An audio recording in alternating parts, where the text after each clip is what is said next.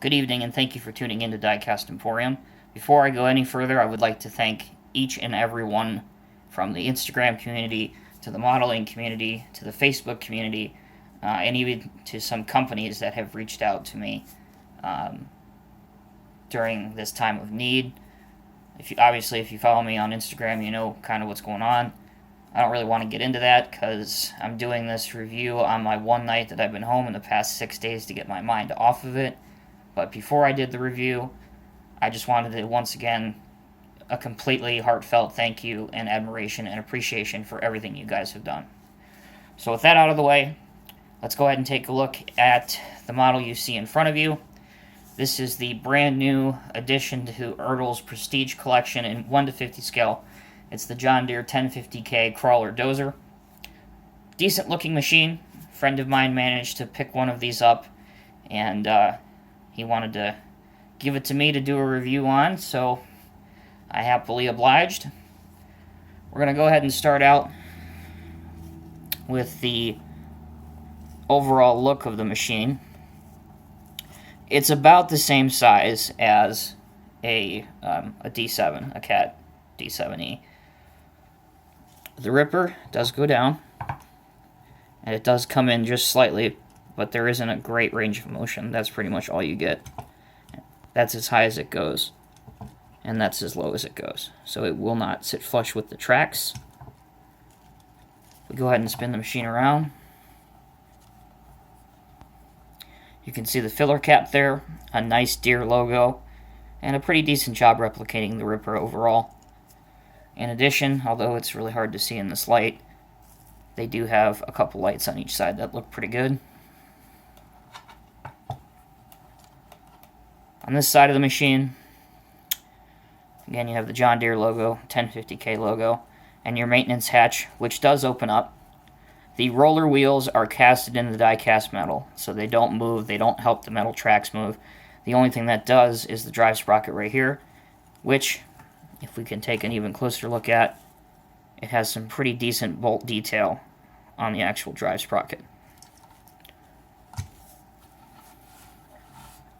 Moving around to the business end of the machine, the first thing you can notice is the color of the blade, which is gray with the kind of like a yellow outline. I think that looks pretty nice. There's also a hydraulic line here from the blade to the engine. Two lights up on top, plastic exhaust, plastic air cleaner. The blade functionality is decent. Goes up to about that high. It will tilt to about there before popping out of the cylinders, especially on the right-hand side. And there it is right there. You can actually just see that. As soon as I went to go put it back in, right here, you can see the cylinder pop right out of the jacket. So, we'll just go ahead and pop that back in real quick. And then drop the blade. That's as low as it'll go, but it does sit flush with the ground. As long as you have any surface that has any bit of resistance, the machine will move quite well. So overall, this is not a top quality model, but again, it doesn't pretend to be. It's an Ertl model, let's be honest. But it's nice to see John Deere come out with a medium to large range bulldozer. I think it's pretty cool. And it has, you know, for a production class machine that puts out 350 horsepower, this is it's a pretty nice machine. In the real world, you can get this with 3 different types of blades if you want. You can get a semi-U blade, a full U blade, or an angle blade. What's really cool, though, is that each pair of the track rollers oscillates independently, and that's part of John Deere's patented hydrostatic drive system. Basically, it means that the 1050K can make full power turns and the tracks can counter-rotate on each other. So that's a dumbed-down version of it, but a neat feature nonetheless. So once again, I know I've been slacking big time on reviews for pretty good reason. I think I got a pretty good excuse for a class note.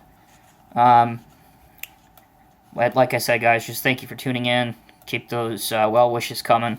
I do read every single one of them. It may take me a little while to get back to you, but they are well received, and I can't tell you how much they mean to me. So we'll end this video with just a quick 360 loop around the machine, and that will do it, guys. So take care, have a great rest of your weekend, and we'll see you in the next video.